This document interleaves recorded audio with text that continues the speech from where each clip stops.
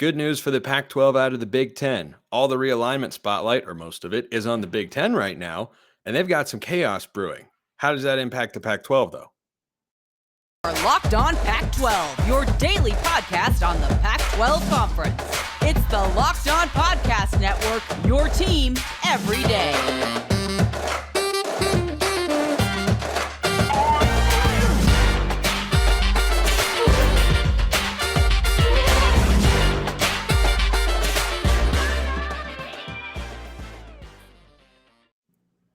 Welcome, everybody, to another episode of Locked On Pac-12. I'm your host, Spencer McLaughlin. Thank you so much for making this your first listen or your first view of the day, part of the Locked On Podcast Network, your team every day, and your number one source to stay up to date with our media rights free and beloved Conference of Champions. If you have not already, please like the video, comment, subscribe to the channel wherever you listen to or watch this show, which today is brought to you by Bird Dogs. Go to birddogs.com/LockedOnCollege to get your next pair of shorts. And when you enter promo code LockedOnCollege, they'll throw in a free custom Bird Dogs Yeti-style tumbler with every order. So if we're talking about the Big Ten and what's going on over there, we have to bring on Nate Dickinson, of course, and we've got him here today. He's the host of Locked On Big Ten. And Nate, we over here in Pac-12 country would just like to thank you, and the ACC as well, for taking the realignment spotlight off the Pac-12 for just a moment. Thank you so much. Well, of course. Big Ten's always going to be in that conversation. We're trying to become the best and eventually eat up everyone. So it's going to always hopefully come back to the Big Ten, but we're happy to have it for a little bit. Well, yeah, you certainly have made a good first step in that particular direction. So for people who are not aware, let's bring everybody, and frankly myself included, a bit up to speed on what we're talking about here. So Tony Petitti comes in from Major League Baseball. He is the new conference commissioner. We talked about that a while ago here on the show and what that kind of means for the Pac-12. And the consensus at the time was, okay, it doesn't mean very much because he's not trying to ruffle any feathers, trying to just get everybody on the same page, working in conjunction to pursue the conference's best interests. But now he's kind of cleaning up a mess created by his predecessor a little bit, something our commissioner, George Kliavkoff, is intimately familiar with. But what exactly is going down here with the disagreements and reshuffling and such of the Big Ten, the Big Ten's new historic media rights deal, and kind of when they're broadcasting games? The floor is yours. Yeah, so you mentioned you've talked about Tony Petitti a little while ago. Kevin Warren announced he was going to leave back in January. The Big Ten announces Petitti as the next commissioner in April, but his first official day on the job wasn't actually until about a week ago. And it turns out that now that he's actually in the office, he's maybe just now learning about some of the mess that's been left behind. He mentioned in his opening press conference in April that one of the big things that he wanted to do here in his first days was tie up all the knots that are still loose here on this media rights deal. It was announced a long time ago, $7 billion for 7 years for the Big Ten's media rights. But there were still some things that needed to be ironed out, and there isn't actually anything officially done as far as like ready to go for the fall here right now. So there's still some things that need to be figured out. And it turns out that Kevin Warren left behind a little bit more of a mess than we may have expected here. Now, we don't know exactly the extent of all of it. It was in the article from ESPN quoted as outstanding issues in the official terminology from sources that need to be figured out. But we do know a couple of the things. First off, it just appears that Kevin Warren gave the 2026 Big Ten title game to NBC and maybe didn't have the right to do so. The Big Ten is reportedly paying Fox $40 million to make up for that mistake. Also, it looks like $25 million are going to Fox as well for games that were lost back in the 2020 season. The conference and the network made an agreement at that time to try and make up for whatever lost money there was.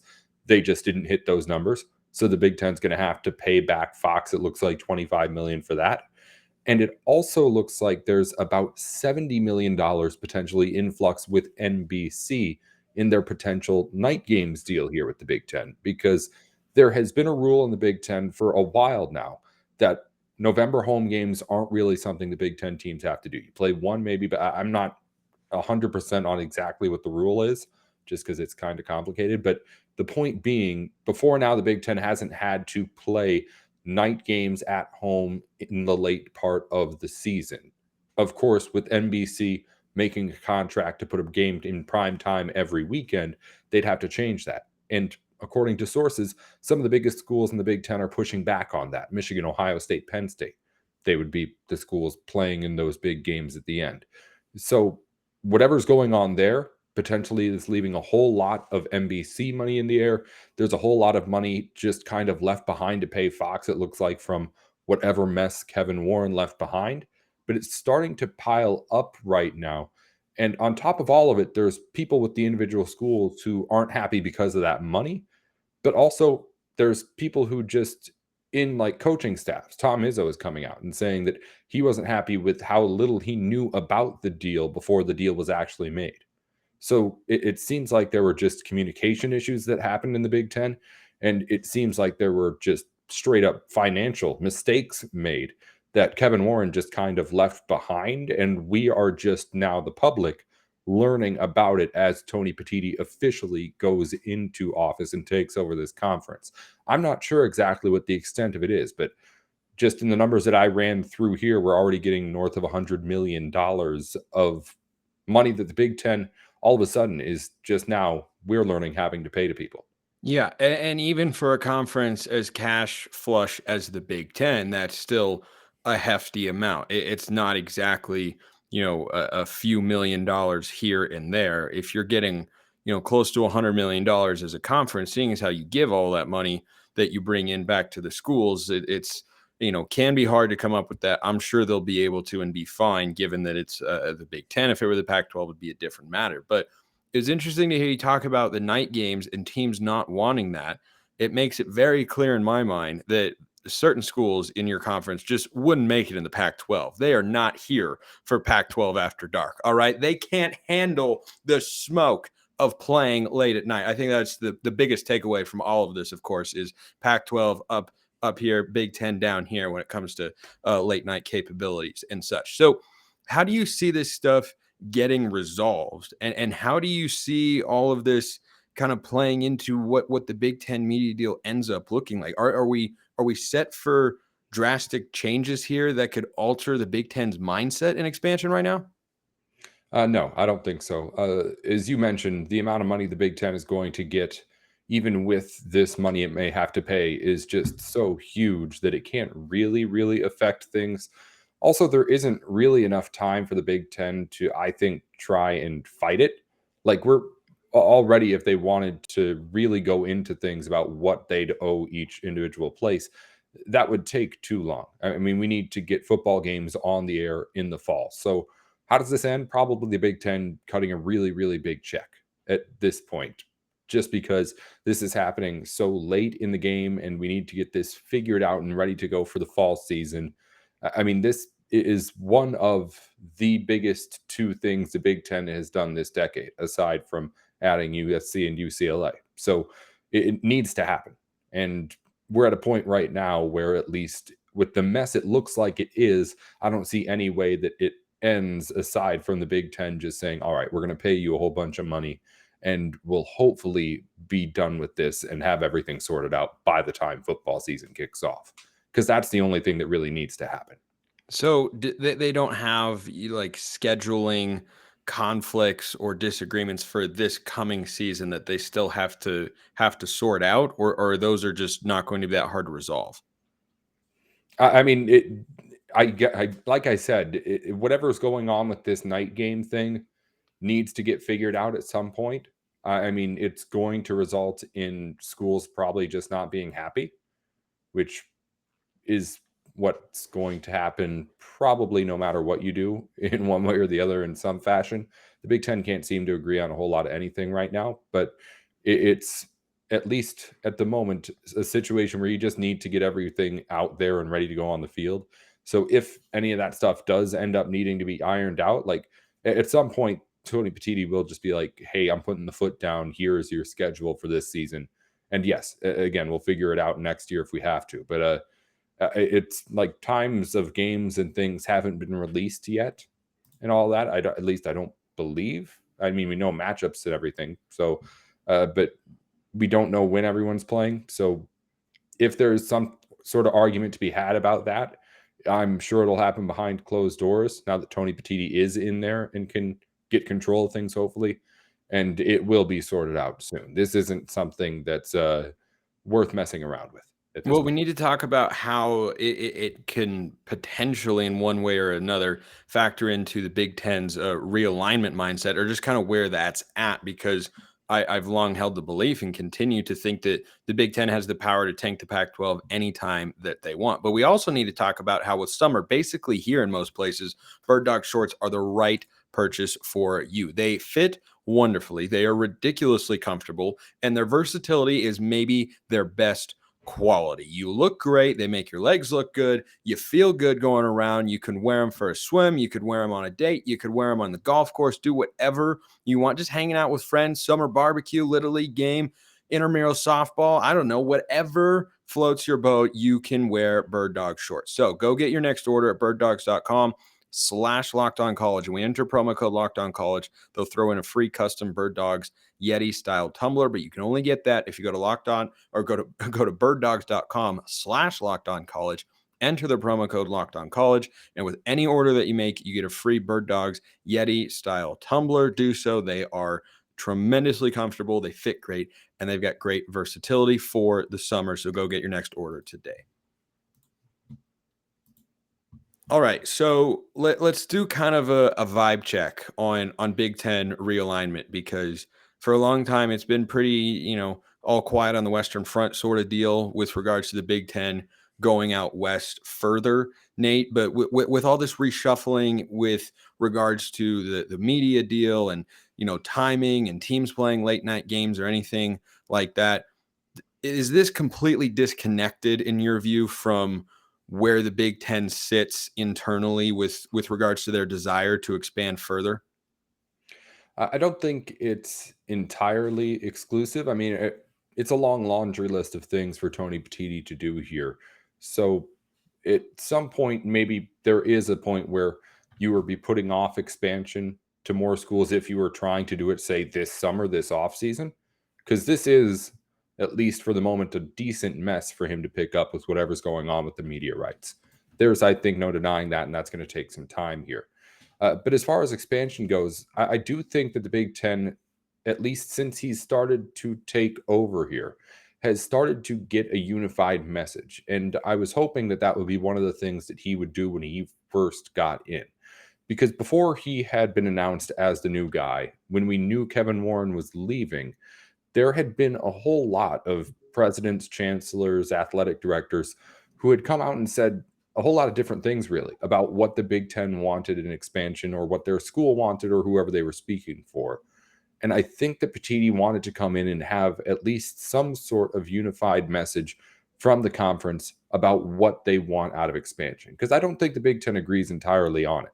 There are schools who would want to add more right away.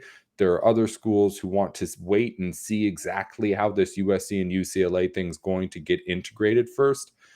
But I think that Petitti did a good job at least getting everyone behind the idea of whether or not we want to do something right now. We need to be ready to do something if one of these other situations end up causing a conference to fall apart. Because even a month ago when he was announced, it was a whole lot different, the landscape in both the ACC and the Pac-12, than it is now that he's taking over. So he was able to go in, at least I believe, and tell people that, hey, I don't know if you want expansion or not want expansion in regards to what's best for your individual school. But the fact is, if those four corner schools end up going to the Big 12 and Oregon and Washington are right there, like, we're going to have to take them. So let's clear and vet these schools, whatever that means in the reports, and be ready if that situation comes about. So I think the Big Ten, while they may not be proactive, they are definitely going to be prepared for whatever's coming here, whether that's the Pac-12 breaking into a few different pieces, whether that's whatever these 7 schools in the ACC are doing, actually finding a way to get out of their grant of rights deal. Whatever it is that's up next, the Big Ten, I think, is unified now in telling you that we are ready to make a move if the ideal opportunity comes to us or it's forced upon us. Because there are situations where there are schools that are just up for grabs, and the Big Ten would want to be in on some of those schools potentially. So I don't know if the Big Ten is going to necessarily go after the Pac-12. Like you said, I agree with you. If they want Washington and Oregon, they can call them up and take them any day they want to. But I think at the very least, the Big Ten is going to say now that we are ready to do whatever is necessary with the next steps that happens. But in my opinion, they're just waiting to see what happens and how these dominoes fall with your media rights deal on one coast and trying to get out of a media rights deal on the other. Yeah, I said the same thing about the ACC on yesterday's show with regards to their, looking at Oregon, Washington, SMU, and West Virginia as options to expand further west. And I think those are all, SMU is a prime target for the Pac-12, but if a disaster doomsday scenario comes to fruition, then SMU would still be available and maybe they would want to go west, because I think SMU has a lot of Power 5 qualities, as we've talked about before here on the show. But I wanted to move over to the comments of former Oregon, now Northwestern University president Michael Schill, who was on the record recently. This is not some hot mic audio or anything of the sorts. And there's a piece over at 24/7 Sports by my guy Carter Baines, frequent guest here on the show, writes for Beaver Blitz and is on the 24/7 Sports national news desk as well. And he expressed concern over the addition of USC and UCLA to the league.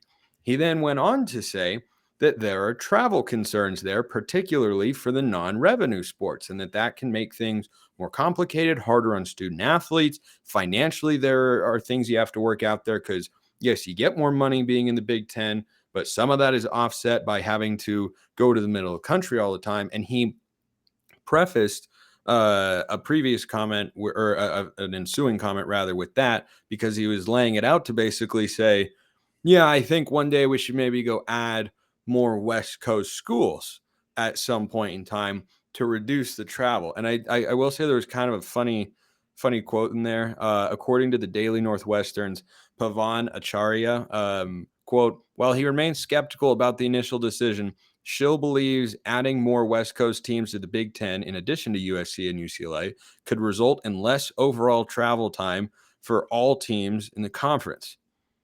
Well, yes, it turns out the West Coast is closer to the West Coast than it is Big Ten country. Not exactly a groundbreaking comment there, but the fact that he's making it, to me, is indicative of at least his mentality. He is but one lowly college president, but he's at least one of them in there that's thinking, okay, adding more West Coast schools could be really, really logical here. The irony, and if you're a conspiracy theorist, why don't you put on your tinfoil hat, of him coming from the University of Oregon, which I think would definitely, as you alluded to, go to the Big Ten along with Washington if they were ever invited, is too great to overlook. So how many are there other presidents that you think feel this way, Nate? Or do you think this is just the opinion of one guy who maybe wants to expand further? Maybe he wants to do a solid for his former school. Maybe, there are a million things at play there. What do you make of what he said?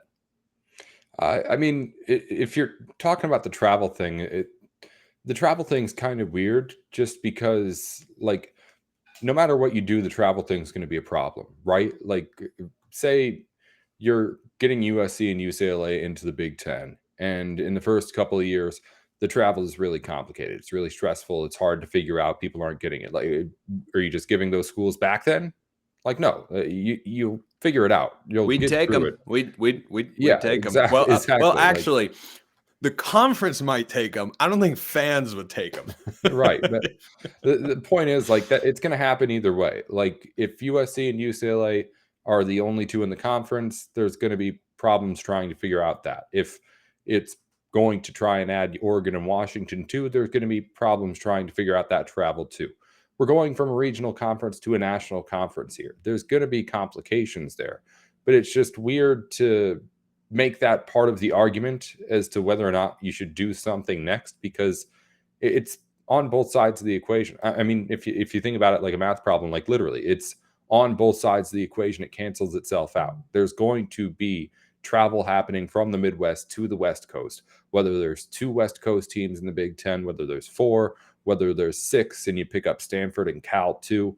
It doesn't matter. That's going to happen. So it's a problem. It's something that needs to get figured out. It's not something that should be ignored. But when you're using it as an arguing point for we should expand more or we should stay with what we have and make sure everything's working, it's not really anything that makes sense on either side, because it's just something that's going to happen.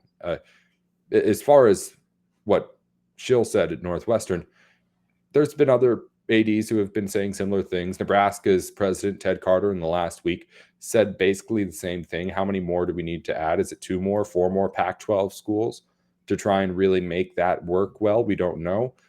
There's people who are coming out in support of the expansion. But again, I think there's a more unified message here, because Carter said in the same time that, like, hey, with what's going on right now, it may not be immediate. It may not be this offseason or the next offseason that something like this happens.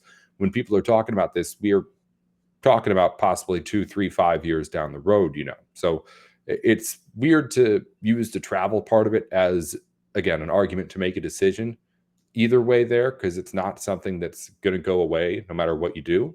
But I'm definitely hearing, yes, to answer your question, other people are saying similar things about trying to get USC and UCLA some neighbors there, because in theory, yeah, it would make things potentially a little bit easier for those West Coast schools to have somebody next to you. Yeah, it's, I think, pretty intuitive on that front. But on the flip side, Nate, Maryland and Rutgers have been left alone on an island out on the East Coast for a long time. Now, I don't believe, I could be wrong, I'm just picturing the United States in my head and where the Big Ten states and member institutions are actually located. I believe Maryland and Rutgers are closer to Big Ten schools than USC and UCLA are. Yeah, I believe, that has to be right, yeah. So I think there's still some precedent there for you add 2 schools that are getting you into a new market. USC and UCLA, obviously a much more valuable addition athletically than Maryland and Rutgers for more than one reason there. You bring USC football, UCLA basketball. Those are top 5-10 brands in the country in those respective sports. And I think that that's a tremendous addition. Whereas Maryland and Rutgers, like, Maryland just had an 8-win football season. I'm pretty sure it's like, hey, this was really good. They're like Cal out there, or unfortunately Arizona at this point in time. It's like you have 8 wins, and that's maybe getting the coach an extension. It's like South Carolina football, right? They won, I think, 8 games a year ago under Shane Beamer, and it was like, oh my gosh, this is amazing. This guy is great. So I think there's a little bit of a different standard there, but. Any final thoughts going forward before we wrap up today's show, Nate, with regards to, where things kind of stand on the realignment front? Because I get the sense that everybody is, the Pac-12's got a lot of stuff to figure out, of course, with their media rights deal and such, but I get the sense that everybody's like at the starting line for lap 2 of realignment in this track race. And we already had the gun go off for lap 1, but now we've come around. Instead of just continuing the sprint, we're back at the starting line, right? So maybe there's a new race. I don't know. I didn't think about that analogy enough, but you get what I'm saying. Like, it feels like everyone is just standing by, ready for what happens next, and they have an idea of what they would do if this, that, or the other thing happens, but they don't know if this, that, or the other thing is going to happen, because only one of them can happen. That's kind of how I feel about the situation right now. I think, just from a Big Ten standpoint, going into whatever's happening next, you're looking at everybody else and understanding that everybody else is trying to survive, aside from the SEC. But over the last couple of weeks, months, I've seen a concerted effort for the Big Ten to try and start and build this thing where when USC and UCLA get into the conference, they're not just identifying themselves as the Big Ten with those schools. They're really making this into a kind of relaunch of the Big Ten as the conference to watch, not just in college football, but in all of college sports. They've been making these little bitty tweaks to the way that they're doing things. Just a couple of weeks ago, got rid of the rule that you have to schedule a Power 5 non-conference opponent on your football schedule every season. Big Ten doesn't have to do that anymore. So the conference is saying, I agree, but at the same time, the conference is making it very clear that the identity of the Big Ten is that we not only are the best thing in town, but we don't need to be going up against anybody else. Everybody in our conference is going to be so good. This media rights deal. Yes, the Big Ten that's been known to be the noon game on Fox every single week.